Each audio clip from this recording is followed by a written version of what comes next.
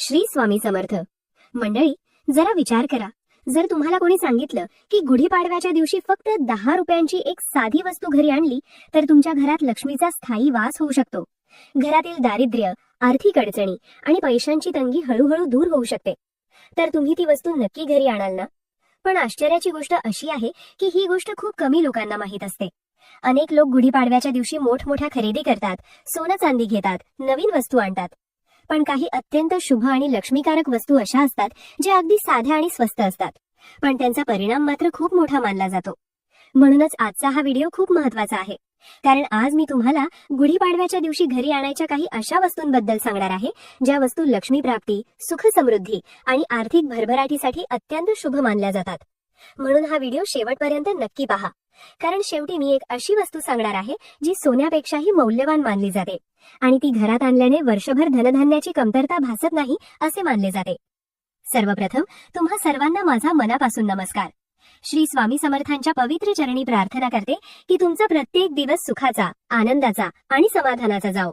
स्वामींची कृपा तुमच्या कुटुंबावर सदैव राहो. मंडळी, 19 मार्च रोजी गुरुवारी गुढीपाडवा हा अत्यंत पवित्र सण येत आहे. आपल्या महाराष्ट्रात गुढीपाडव्याला विशेष महत्त्व दिलं जातं, कारण हा दिवस म्हणजे मराठी नववर्षाची सुरुवात मानला जातो. गुढीपाडवा हा फक्त सण नसून तो नव्या सुरुवातीचे प्रतीक आहे. नवीन आशा, नवीन संकल्प आणि नवीन ऊर्जेने आयुष्य पुढे नेण्याचा हा दिवस असतो. धार्मिक मान्यतेनुसार गुढीपाडवा हा 3.5 मुहूर्तांपैकी एक अत्यंत शुभ मुहूर्त मानला जातो. या दिवशी कोणतेही शुभ काम करण्यासाठी वेगळा मुहूर्त पाहायची गरज नसते. संपूर्ण दिवसच अत्यंत मंगल आणि पवित्र मानला जातो. म्हणूनच या दिवशी अनेक लोक नवीन घर खरेदी करतात, नवीन वाहन घेतात, नवीन व्यवसाय सुरू करतात किंवा एखाद्या महत्त्वाच्या कामाची सुरुवात करतात. याचबरोबर या दिवशी सोनं चांदी खरेदी करण्याचीही प्रथा आहे. अशी श्रद्धा आहे की गुढीपाडव्याच्या दिवशी घेतलेलं सोनं चांदी घरात सदैव टिकून राहतं आणि घरात लक्ष्मीचा वास कायम राहतो. पण आजच्या काळात सोन्याचे आणि चांदीचे भाव गगनाला भिडलेले आहेत, त्यामुळे अनेक सामान्य कुटुंबांना सोनं चांदी खरेदी करणं शक्य होत नाही. आणि म्हणूनच अनेक लोकांच्या मनात प्रश्न निर्माण होतो, जर सोनं चांदी घेता आलं नाही तर गुढीपाडव्याच्या दिवशी आपण काय घ्यावं? तर मंडळी, काळजी करण्याची अजिबात गरज नाही, कारण आपल्या धर्मशास्त्रात आणि परंपरेत काही अशा साध्या वस्तूंचा उल्लेख केला आहे ज्या सोन्या इतक्याच शुभ आणि लक्ष्मीकारक मानल्या जातात. या वस्तू अगदी साध्या असतात, काही वेळा तर त्यांची किंमत फक्त 10-20 रुपये असते, पण योग्य दिवशी योग्य भावनेने त्या घरी आणल्या तर त्या घरात सकारात्मक ऊर्जा निर्माण होते, आर्थिक प्रगतीचे मार्ग खुलतात आणि घरातील दारिद्र्य हळूहळू कमी होतं असं मानलं जातं. म्हणूनच आजच्या या व्हिडिओमध्ये मी तुम्हाला अशाच काही लक्ष्मीकारक आणि शुभ वस्तूंबद्दल सविस्तर माहिती देणार आहे. पण एक महत्त्वाची गोष्ट लक्षात ठेवा, या वस्तू तुम्हाला गुढीपाडव्याच्या दिवशीच खरेदी करायच्या आहेत. त्याआधी खरेदी करू नका, कारण गुढीपाडवा हा स्वतःमध्येच अत्यंत शुभ मुहूर्त आहे. या दिवशी सकाळपासून संध्याकाळपर्यंत कोणत्याही वेळी या वस्तू घरी आणू शकता. आणि जर तुम्ही श्रद्धेने या वस्तू घरात आणल्या, त्यांची पूजा केली, तर घरातील वातावरणात सकारात्मक बदल जाणवू लागतो. आता पुढे आपण एक एक करून त्या वस्तू जाणून घेणार आहोत. आणि सर्वात पहिली जी वस्तू आहे ती इतकी साधी आहे की ती प्रत्येकाच्या स्वयंपाकघरात असते, पण तिचं धार्मिक महत्त्व खूप मोठं आहे. ती वस्तू म्हणजे मीठ.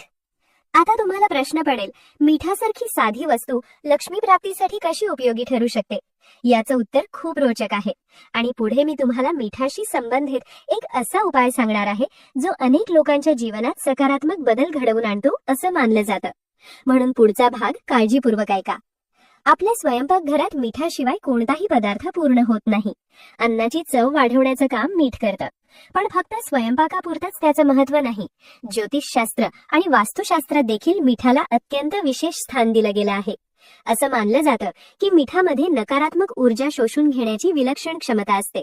घरातील वाईट ऊर्जा, अस्वस्थ वातावरण किंवा सतत निर्माण होणाऱ्या अडचणी कमी करण्यासाठी मिठाचे काही उपाय सांगितले जातात.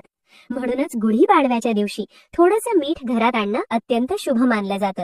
या दिवशी तुम्ही नवीन मीठ खरेदी करून आणा.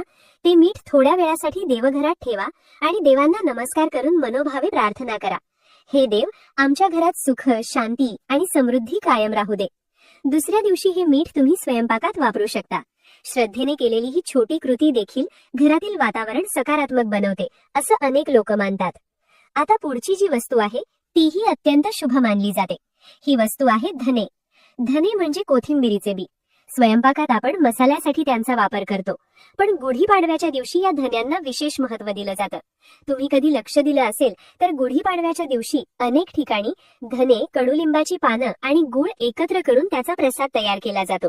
हा प्रसाद कुटुंबातील सर्व सदस्य खातात. यामागे एक सुंदर संदेश आहे. आयुष्यात गोड आणि कडू असे दोन्ही अनुभव येतात, पण ते स्वीकारून पुढे जाणं हाच खरा जीवनाचा मार्ग आहे. धने हे समृद्धीचं प्रतीक मानले जातात, त्यामुळे गुढीपाडव्याच्या दिवशी थोडेसे धने घरी आणणं शुभ मानले जाते. तुम्ही अगदी थोडेसे, जरी 10 रुपयांचे धने असले तरी चालतील. ते देवघरात ठेवून त्यांना नमस्कार करा. त्यानंतर दुसऱ्या दिवशी ते स्वयंपाकात वापरू शकता. आता पुढे जी वस्तू आहे ती तर प्रत्येक घरासाठी खूप महत्वाची मानली जाते. ती वस्तू म्हणजे झाडू. आपल्या संस्कृतीमध्ये झाडूला फक्त स्वच्छतेचं साधन मानलं जात नाही.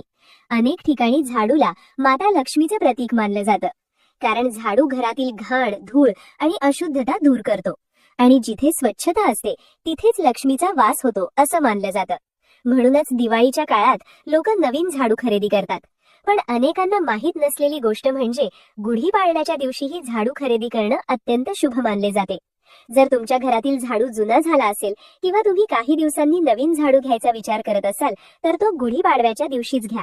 श्रद्धेनुसार असं मानलं जातं की या दिवशी घेतलेला झाडू घरातील दारिद्र्यता आणि नकारात्मक ऊर्जा दूर करण्यास मदत करतो. मंडळी, या छोट्या छोट्या गोष्टी साध्या वाटतात, पण आपल्या परंपरेमध्ये या प्रत्येक गोष्टीमागे एक आध्यात्मिक अर्थ आणि श्रद्धा दडलेली आहे. आणि अजूनही काही अशा वस्तू आहेत ज्या गुढीपाडव्याच्या दिवशी घरी आणल्यास अत्यंत शुभ मानल्या जातात. मंडळी, आतापर्यंत आपण गुढीपाडव्याच्या दिवशी घरात आणायच्या काही साध्या पण अत्यंत शुभ वस्तूंबद्दल माहिती घेतली. पण आता मी तुम्हाला ज्या गोष्टीबद्दल सांगणार आहे ती प्रत्येक घरासाठी खूप महत्वाची मानली जाते. ती म्हणजे अन्नपूर्णवाता. आपल्या हिंदू धर्मात अन्नाला देवासमान मानलं जातं. अन्न हे पूर्ण ब्रह्म आहे असं आपल्या शास्त्रांमध्ये सांगितलं गेलं आहे. आणि या अन्नाचं रक्षण करणारी, अन्नाची कृपा देणारी देवी म्हणजे माता अन्नपूर्णा. असं मानलं जातं की ज्या घरामध्ये अन्नपूर्णा मातेची मूर्ती किंवा फोटो असतो त्या घरात कधीही अन्नधान्याची कमतरता भासत नाही. घरातील भांडी कधी रिकामी राहत नाहीत आणि घरातील प्रत्येक व्यक्तीला पोटभर अन्न मिळतं. फक्त इतकंच नाही तर अन्नपूर्णा मातेची कृपा ज्या घरावर असते त्या घरात अन्न वाया जात नाही, अन्नाचा अपमान होत नाही आणि घरात नेहमी समाधानाचं वातावरण असतं.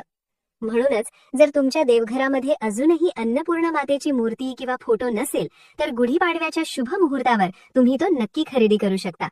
त्या दिवशी ती मूर्ती किंवा फोटो घरी आणा, देवघरात स्थापना करा आणि मनोभावे प्रार्थना करा. श्रद्धेने केलेली ही छोटी कृती तुमच्या घरासाठी खूप शुभ मानली जाते.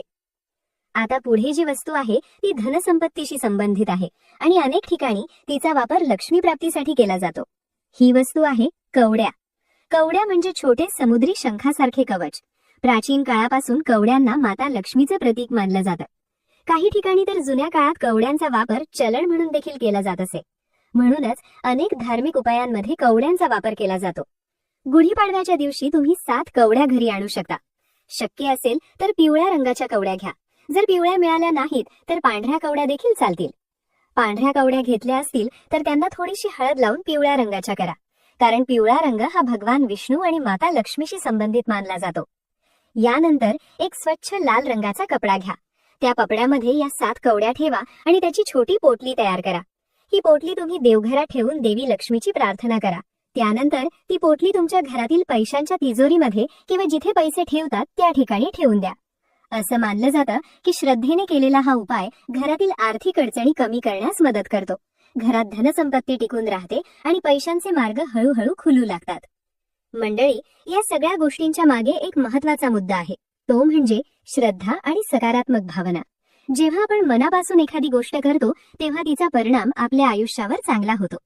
आता पुढे आणखी एक अत्यंत महत्वाची गोष्ट आहे. जर तुम्हाला गुढीपाडव्याच्या दिवशी माता लक्ष्मीची मूर्ती किंवा फोटो खरेदी करायचा असेल तर त्यावेळी एक नियम नक्की लक्षात ठेवा. तो नियम म्हणजे लक्ष्मीची मूर्ती बसलेल्या अवस्थेत असावी. उभी असलेली लक्ष्मीची मूर्ती देवघरात ठेवणे टाळावे असे अनेक शास्त्रांमध्ये सांगितले गेले आहे.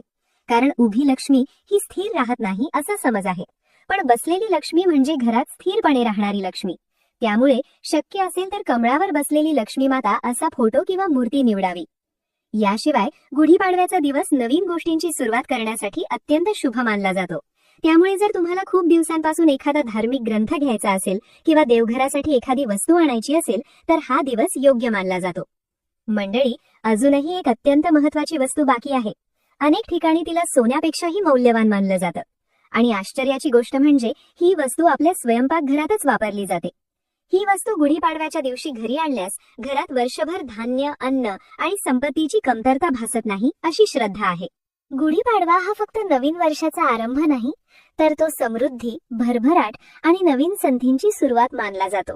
म्हणूनच या दिवशी अनेक लोक घरासाठी धान्य खरेदी करतात, जसे की गहू, तांदूळ, ज्वारी, बाजरी, विविध डाळी किंवा इतर अन्नधान्य. अशी श्रद्धा आहे की गुढीपाडव्याच्या दिवशी घरात धान्य आणलं तर वर्षभर घरात अन्नाची कमतरता भासत नाही, कारण अन्न म्हणजेच जीवनाचा आधार आहे आणि ज्या घरात अन्नाची समृद्धी असते त्या घरात समाधान, शांती आणि आनंदही असतो. पण आता मी तुम्हाला ज्या वस्तूबद्दल सांगणार आहे ती अनेक ठिकाणी सोन्यापेक्षाही मौल्यवान मानली जाते. ती वस्तू आहे चणा डाळ. होय मंडळी, अगदी साधी वाटणारी चणा डाळ, पण आपल्या धार्मिक परंपरेमध्ये चण्याच्या डाळीला विशेष महत्त्व दिलं गेलं आहे. असं मानलं जातं की चण्याची डाळ ही भगवान विष्णूंचं प्रतीक आहे आणि जिथे भगवान विष्णूंचा वास असतो तिथे माता लक्ष्मी आपोआप येतात. याच कारणामुळे गुढीपाडव्याच्या दिवशी चण्याची डाळ घरात आणणं अत्यंत शुभ मानलं जातं. या दिवशी तुम्ही थोडीशी चणा डाळ खरेदी करून घरी आणा. ती डाळ देवघरात ठेवा, देवांना नमस्कार करा आणि मनोभावे प्रार्थना करा की तुमच्या घरात सुख, शांती आणि समृद्धी कायम राहो. यानंतर दुसऱ्या दिवशी ही डाळ तुम्ही स्वयंपाकात वापरू शकता. पण यासोबतच एक छोटासा आणि अत्यंत पुण्यदायी उपाय सांगितला जातो. त्या डाळीतली थोडीशी चणा डाळ घ्या आणि त्यात थोडासा गूळ मिसळा आणि हा गूळ डाळीचा प्रसाद गाईला खाऊ घाला. आपल्या धर्मात गाईला अत्यंत पवित्र मानलं जातं. गाईला अन्न देणं म्हणजे अनेक देवतांना अन्न अर्पण करण्यासारखं पुण्य मिळतं असं मानलं जातं. श्रद्धेनुसार असा उपाय केल्याने घरातील अडचणी कमी होतात, सकारात्मक ऊर्जा वाढते आणि देवाची कृपा घरावर राहते. मंडळी, या सर्व गोष्टी करताना एक गोष्ट नेहमी लक्षात ठेवा. कोणताही उपाय किंवा परंपरा ही फक्त श्रद्धा, विश्वास आणि सकारात्मक भावनेने केली पाहिजे. फक्त वस्तू आणून ठेवली म्हणून चमत्कार होईल असं नाही. पण जेव्हा आपण मनापासून देवाला प्रार्थना करतो, चांगले विचार ठेवतो आणि कष्ट करतो, तेव्हा नशिबाचे दरवाजे हळूहळू उघडू लागतात. म्हणून जर तुम्हाला सोनं किंवा चांदी खरेदी करणं शक्य नसेल तरीही काळजी करू नका. मी सांगितलेल्या या वस्तूंमधून एक जरी वस्तू तुम्ही गुढीपाडव्याच्या दिवशी घरी आणली तरीही ती अत्यंत शुभ मानली जाते.